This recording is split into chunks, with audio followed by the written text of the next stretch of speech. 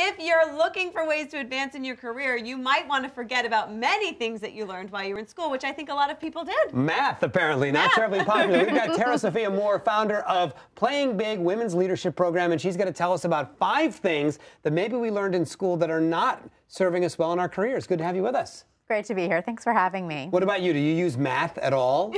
Got the calculator, got it on your iPhone. Who needs the math anymore, really? So you have a list of 5 new skills that women need in the workplace, and skills that tend to be the very opposite of what we learned in school. And the first one being influence authority. That's right, because when we're in school, there's always one authority figure, the teacher, and everybody knows what do you do to get through school. You figure out what that authority figure wants, and then you adapt however you're doing your work to meet their expectations. Mm-hmm.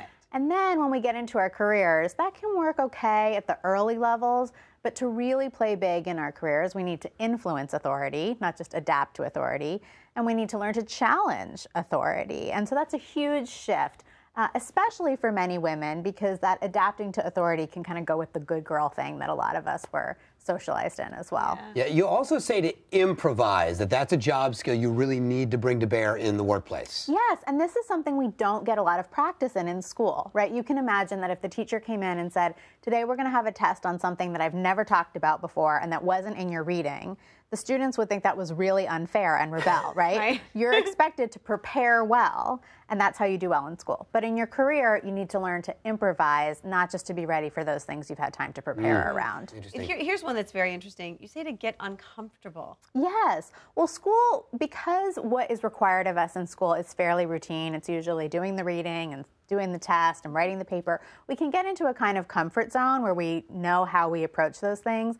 And in our careers, again, to play bigger and stretch, we've got to step out of our emotional comfort zone, take risks, do things in new ways. And that's something we also don't get a lot of practice of in school. And I think people actually avoid getting uncomfortable at work. And you're saying if they would actually get uncomfortable and take new risks, that would help them. Absolutely. Getting out of that stuck comfort zone you might have gotten into in your career. What about self-promotion? There's sort of a double-edged sword here where you don't want to be the blowhard that's always talking about how great you are, but you're saying that self-promotion is a necessary job skill. Yes, and in fact, I like to use the term visibility instead of self-promotion, making your work visible. That's kind of more comfortable for many people than the idea of self-promoting. Yeah. But in school, right, if you remember, you didn't have to make sure that anybody knew about your good work. You just had to do well on the test. And in our careers, of course, we have to do good work and make sure the right people know about it. And that's a different skill.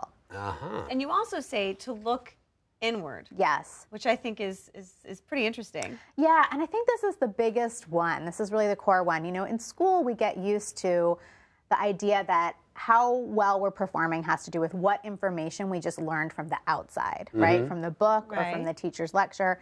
But if in our careers we're always looking to go research the next thing or think we need the next degree or certification, we never really come into trusting what we know and speaking on our feet and speaking from our strengths and what we've already mastered. And that's so important for really playing big in our careers.